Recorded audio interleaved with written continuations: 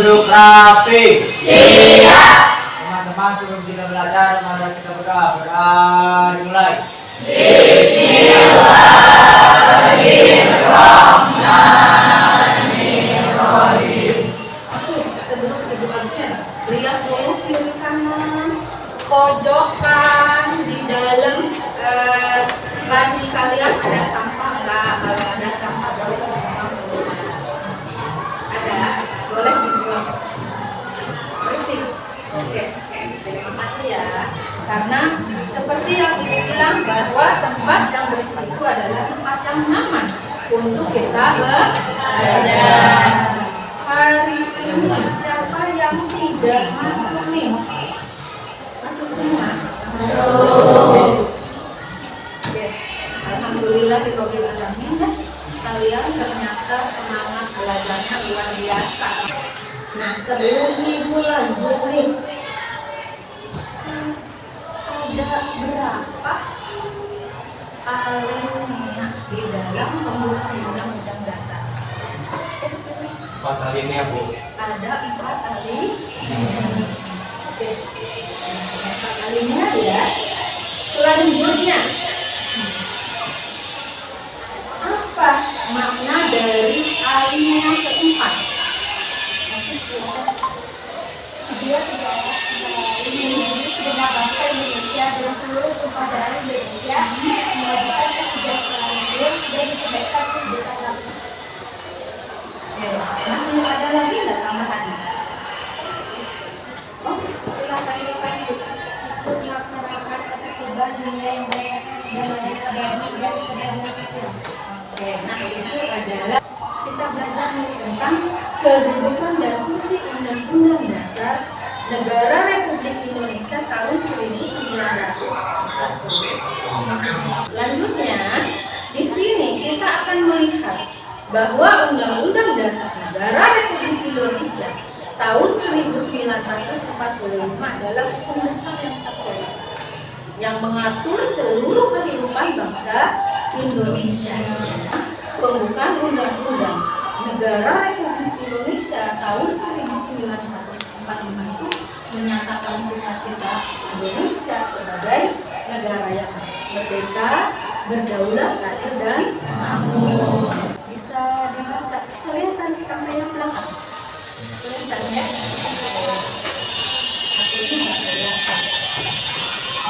Nah, selanjutnya adalah sistematika Undang-Undang Dasar. Undang-Undang Dasar Negara Republik Indonesia tahun 1945. Yang pertama tadi, pembukaan terdiri dari 4 alinea. Yang kedua adalah pasal-pasal. Nah, ini ada di buku kalian. Di buku paketnya boleh dibuka ya, di halaman 38 ya. Nah, di situ ada pasal-pasal sebelum perubahan dan sesudah perubahan. Ya. Di mana yang sebelum perubahan itu ada 16 bab. Sesudah perubahan ada 21 bab. Ya.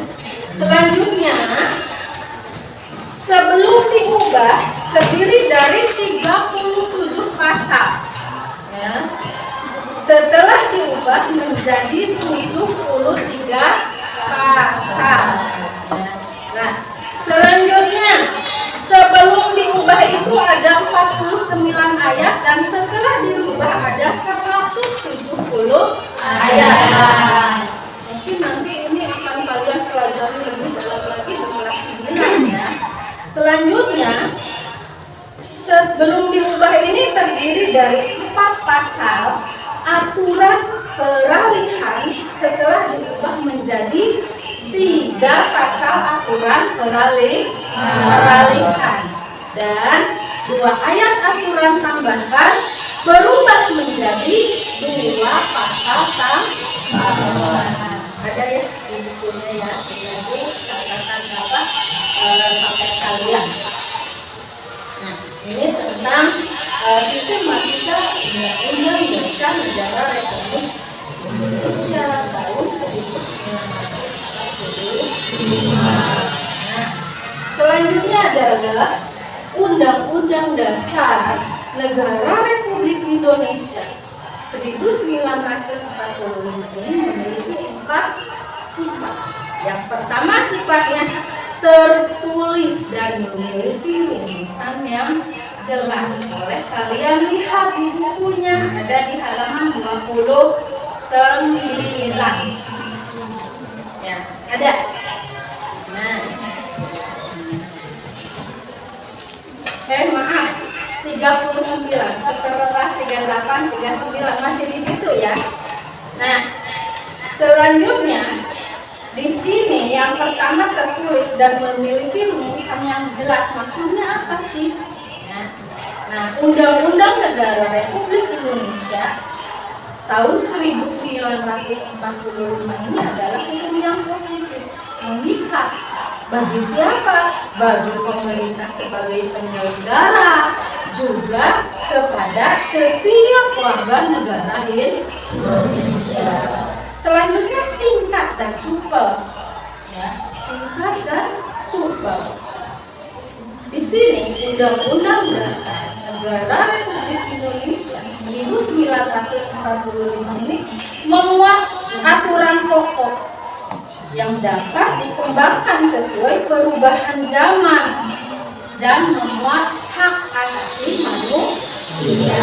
Kita sering bilangnya sifat HAM. Ya. Nah, selanjutnya berisi norma-norma, aturan-aturan dan ketentuan. Maksudnya di sini adalah yang dilaksanakan secara konstitusional dalam tertib hukum di Indonesia dan merupakan peraturan hukum positif, ya, di mana Undang-Undang Dasar 1945 ini berfungsi sebagai alat kontrol, pengatur dan penentu. Ada kan di situ? Ya, paham sampai sini.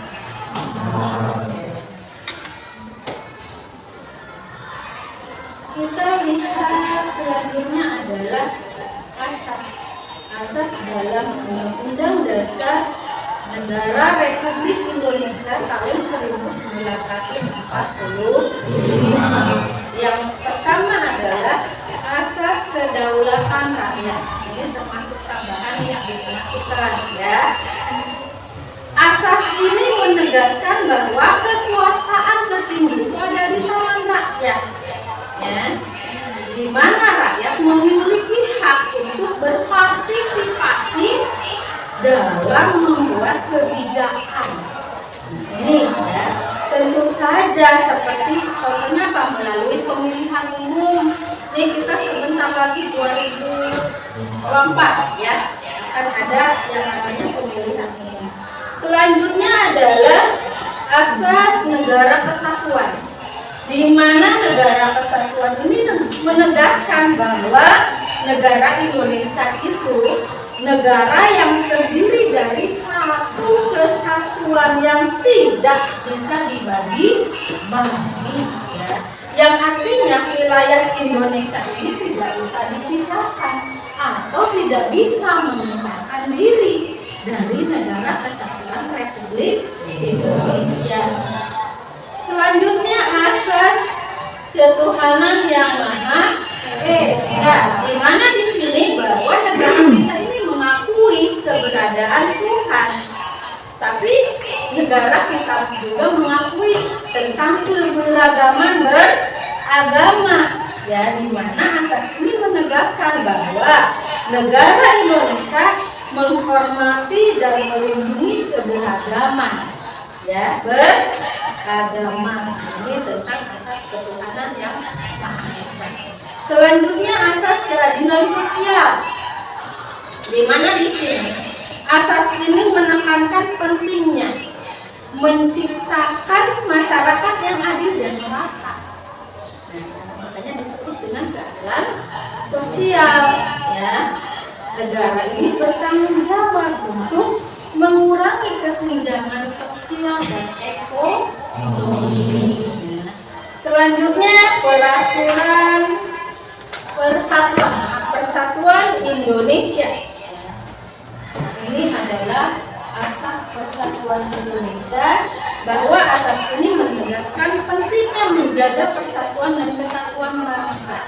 Nah, di mana negara ini berupaya mengatasi perbedaan, juga konflik yang mungkin saja timbul di dalam negara Indonesia. Selanjutnya musyawarah dan mufakat. Ibu tulis yang ke-6 ya. Di sini Ibu tuliskan yang ke-6 itu yang terakhir.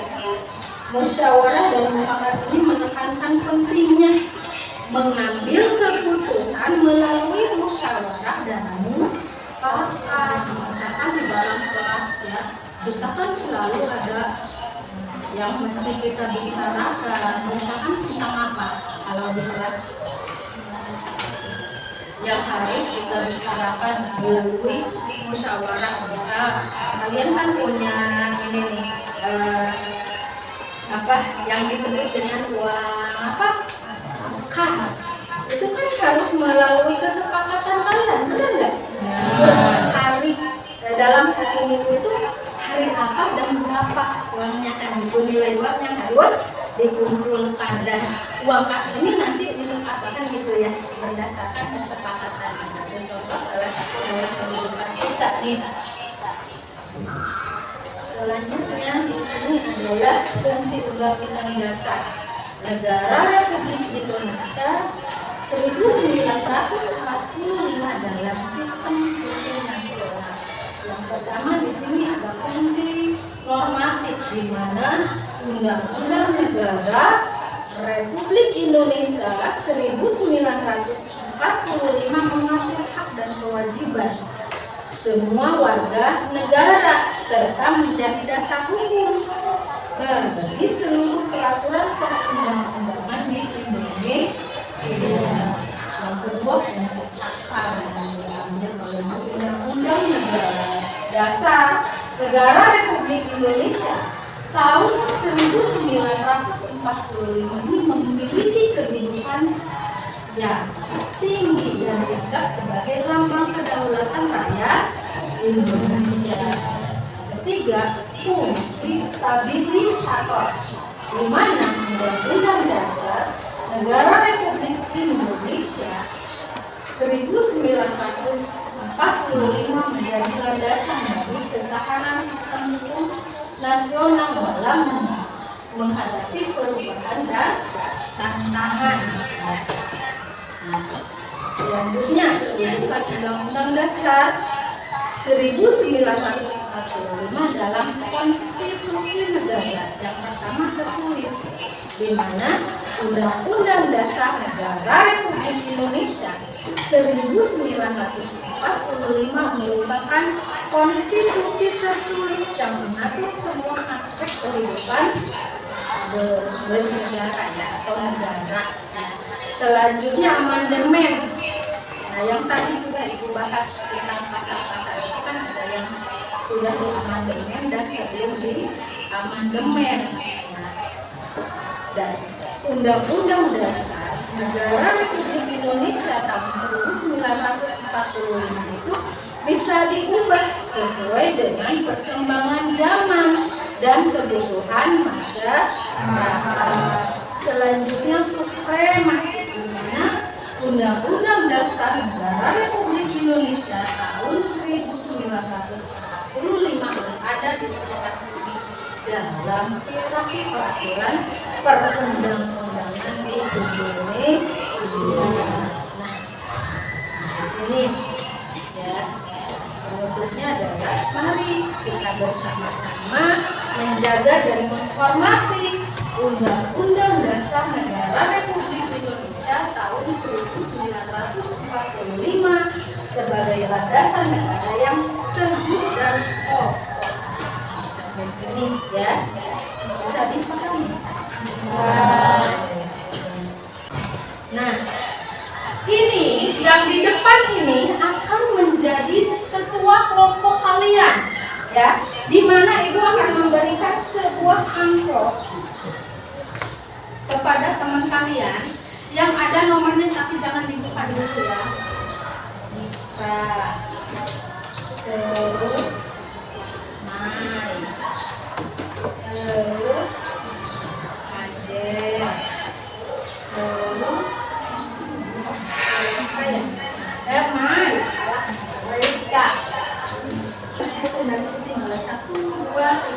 5. Terus di sana nanti 1, 2, 3, 4, 5 gitu ya, mulai lagi. Oke, sob silakan. 4, 5.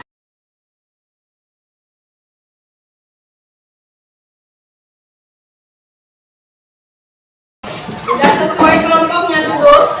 Nah, ini LHPD yang akan dibagikan, di mana kalian bisa lihat di situ. Kalian sudah pegang amplopnya.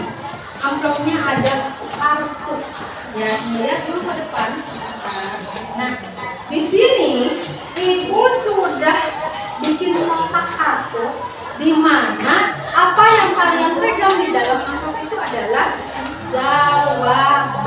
Jadi kalian tinggal mencocokkan pertanyaan ke jawaban. Paham ya?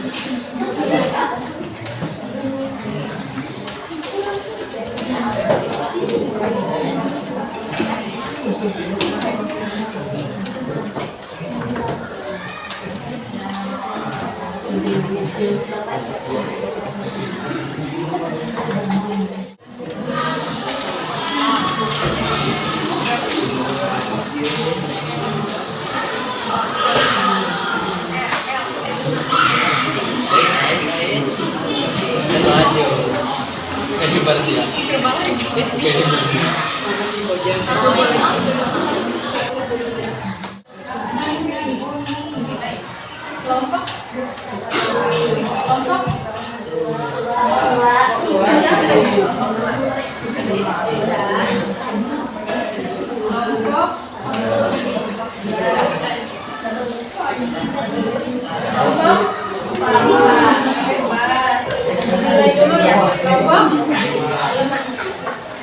kalian duduk yang tenang, jangan sibuk ibu menilai dulu hasilnya kerjaan kelompok kalian. Tenang ya.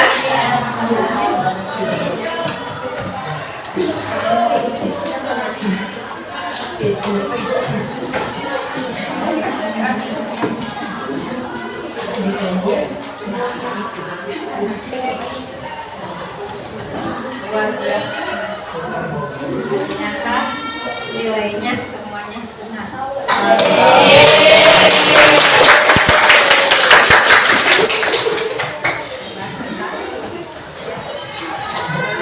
Kelompok 5 benar semua. Kelompok 4 benar semua. Kelompok 3 benar semua. Kelompok 2 benar semua ya. Luar biasa. Nah, sekarang ibu pengen lihat nih kerja sendiri-sendiri, mengisi sendiri-sendiri. Kerjakan ya.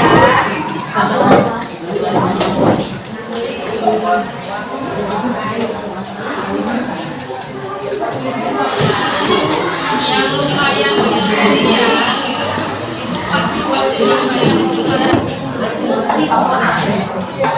Udah semua ya? Udah.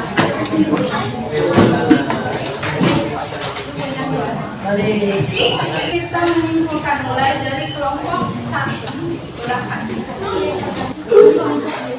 UUD NRI 1945 merupakan sumber hukum tertinggi di Indonesia yang menjadi acuan dalam pembuatan undang-undang yang ada di bawahnya. Oke. Selanjutnya yang bisa kalian petik dari pembelajaran hari ini. Kami senang sekali bahwa UUD NRI 1945 melindungi segenap bangsa Indonesia dari penjajahan dan penindasan. Oke, selesai.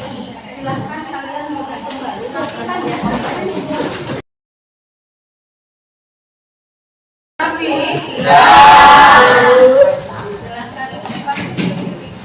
Duduk rapi. Siap.